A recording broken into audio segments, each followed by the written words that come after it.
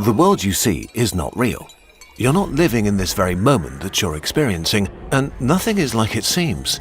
It turns out your brain constructs your reality as you're experiencing it. It edits your memories as they happen. It lives in totally different time spheres and tells you a story about the world that feels real. What's going on and who's really in control of your life? The gap between reality and you. Vision is maybe our main source of information about the world, but in reality we don't really see that much. Only a thumbnail-sized area of your visual field is in high resolution, while the rest is out of focus. If it doesn't feel like this, that's because it's made up by your brain, using a pretty neat trick. Each second your eyes make 3 to 4 sudden jerky movements, saccades of 50 milliseconds, focusing from one point to another, scanning your environment to get different sharp images that your brain then edits together. During a saccade, your brain shuts down your vision so you don't see a wild motion blur. This means that each day for around 2 hours, you're completely blind. If you could actually see what your eyes see, it would look something like this. Brrr, brrr. Instead, your brain fills this time with its best guesses of what happened during the blackness. But it does way more. It turns out that you're not really experiencing time correctly. What's really happening when you're stirring milk into a cup of coffee? As the spoon hits the ceramic, light reflects off it and hits your eyes after 1.3 nanoseconds. The ceramic vibrates and creates a shockwave of air molecules that travels to your ear in 1.2 milliseconds. Heat is picked up by fibers in your fingers that send a signal to your brain in 50 milliseconds. 3 very different inputs, all processed in your brain at different times. You don't experience them separately, but as one smooth, simultaneous and connected moment. Your brain takes a moment to process and then invents a reality, a present moment that's not real. What you feel is now is in fact a selectively edited version of the past. You really only consciously experience the world 0.3 to 0.5 seconds after things happened. Except this is also not really true, because your brain is editing time and space way more than that, and it makes decisions completely out of your conscious control. You're living in the past. No. Future. No. A made-up future. Your present, what you experience right now, is kind of the future. Imagine for a second that you're a table tennis pro.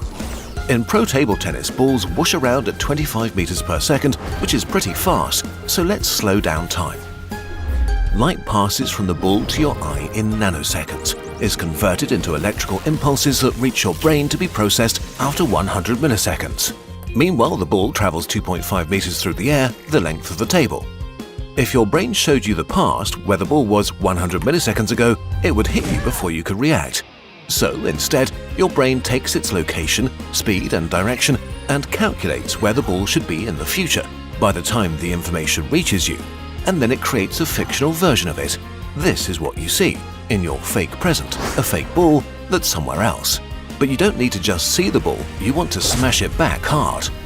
If you acted now and started swinging your arm, you'd miss by a mile. Things are just too fast. So before the ball even touches your opponent's bat, your brain starts predicting where it will likely be in space after they hit, based on the other player's posture and your table tennis experience. But as it can't be sure if it will be correct, it prepares multiple different responses. Maybe the ball will be here, or even here. To be ready for all of these scenarios, your brain sends pre-programmed orders to the muscles you need to jump left, right or up, telling them to be ready for any of them at a moment's notice. For a short moment, multiple ghost versions of you exist, all equally real inside your brain. And then as your opponent is about to lay into the swing, your brain decides on a single future that it thinks is most likely. All but one of the ghosts are deleted. You only ever experience the ghosts that won, never the potential ones. The order to the muscles to act out the winning movement is triggered even before the ball is hit back to you. You are totally oblivious to this. By the time you consciously see the ball coming at you and decide to hit it in a particular way, your body has already hit it back. In reality, your brain already made all the decisions. Your conscious experience is nothing more than an invented future, a prediction based on the information your brain received a fraction of a second ago. This is not just true for extreme sports like table tennis, but also for walking. Walking is time travel. After your game, you're walking back home, seemingly choosing your path and reacting to things. Meanwhile, your brain is operating in 3 different time spheres at once. It processes the sensory feedback of the past, it calculates the current state of your body, and it predicts your future, because walking is intense. Before the signal from your foot touching the ground has even reached the brain, it's already sent the order to your foot to make the next step, and it's already calculated the muscle patterns for the next 2. But what if something truly catastrophic happens? There's a banana peel, and you step on it and slip. How did it get here? Listen, don't worry about it. It turns out your brain is ready for this.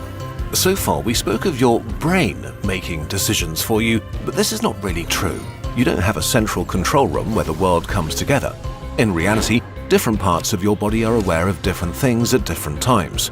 Your spinal cord usually knows stuff before your brain. And even within your brain, different regions process the same event at different speeds and make independent decisions. As your foot catches the peel, the gyroscope inside your ears notices a sudden change of your position in space. It submits this information to your brainstem and spinal cord, the "things must happen quickly" section of your body. They immediately trigger emergency recovery patterns and send orders to different muscle groups. Within 200 milliseconds, pre-programmed sequences activate to catch your fall. Your arms shoot out, your other leg stiffens to support your weight, your core muscles contract to stabilize you. 100 milliseconds later, when you become aware that you're tripping, your body is already recovering. You are only just now catching up. Okay, so we've learned that your brain is constantly predicting reality around you, makes decisions about the best way to act, and then shows you an edited version, which totally makes sense. Would you really want to be in charge of all that? But your brain is not just predicting the external world. Right now, it's predicting a way more complex thing: you. Are you just a prediction of your brain? Why do you feel about the world the way you do? Your sense of hunger, your energy level, and especially your emotions are not just objective reactions to what state you're in, but predictions. Your brain's prediction of what you'll need soon or need to be ready for. You're probably used to getting food or going to bed roughly around the same time, and as the time approaches, your brain releases hormones to prepare you.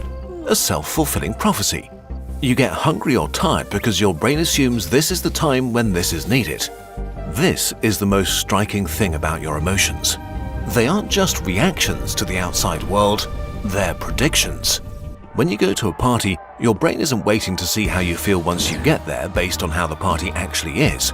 It analyzes your experiences of past parties and who it expects to be there, maybe close friends you feel safe around, maybe people you don't know who are a less socially secure bet. Maybe your brain remembers a party where you felt anxious and that experience stuck. This can be pretty annoying. If your brain predicts anxiousness, it adjusts your heart rate, hormone levels, and muscle tensions before you even enter the room. It prepares your body for anxiety, making you actually feel anxious, which then confirms the brain's prediction and gets saved for future reference. Does this make you feel like you're just along for the ride, forced to experience whatever predictions your brain feeds you? Thankfully, it's not quite like that. Your conscious self is obviously not the decider of most things as you go through your day. But that is not what it's good at anyway. Your brain and all of these different organ systems decide a lot of things, but they're more like butlers taking care of all the busy work. You may not be in the driver's seat, but you are the passenger that decides where to go. What your conscious self is good at is long-term planning and abstract thinking. It's a storyteller that tells the story of your life to your brain and to yourself, wherever the edges of these overlapping entities melt into each other. You are able to see the big picture that your internal prediction machine could never begin to grasp. You are the part of you that can edit and write new predictions into the system. Sometimes you and your brain disagree on what's correct, but in the end, you are the person in power who tells the story about who you are in this world. A story so convincing that you experience it as undeniable reality. And as a happy accident, your conscious self is great at being happy about ice cream, fascinated by internet videos, and thinking deeply about Pokemon types. What if you could train your brain to be more than just a regular butler, transforming it into a lean, mean, problem-solving machine with supercharged critical thinking skills and next-level intuition to help make your reality even more interesting and fun? Thanks to our friends at Brilliant, you can. Brilliant helps you get smarter every day, with thousands of bite-sized interactive lessons on just about anything you may be curious about. Explore the big ideas powering technology like AI, or learn the fundamentals of programming. Delve into the physics behind everything from a game of pool to black holes. Understand core concepts in maths, logic, data analysis, and beyond. On Brilliant, you'll learn through discovery by trying things yourself. You'll not only get hands-on with key concepts, you'll learn to apply them in the real world, giving extra fuel to your consciousness journey. The best part of Brilliant is that there's always something new to spark your imagination, with new lessons added every month. Want a shockingly fun way to learn the physics of electricity? Plug into their latest course on circuits. Or want to learn how language models like ChatGPT choose their next words? Their latest course on generative AI will help boost your human intelligence. Whatever you choose to learn on Brilliant, it only takes a few minutes each day to change your reality, helping you see the world in new ways, build powerful problem-solving skills, and end every day a little smarter. To explore everything Brilliant has to offer for free for a full 30 days, visit brilliant.org/nutshell or click on the link in the description. You'll also get 20% off an annual premium subscription. We're finally making a PC game. Starbirds is a cheerful, cozy resource management game set in space. You help a brave flock of intergalactic birds mine asteroids, build thriving production networks, and discover new technologies to advance across the galaxy.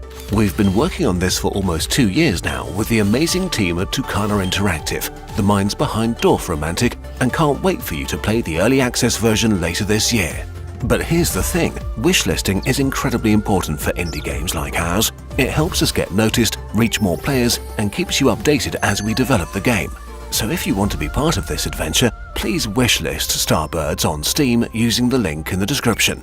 Thank you so much for watching and your support. It means the world to us, or, in this case, the universe.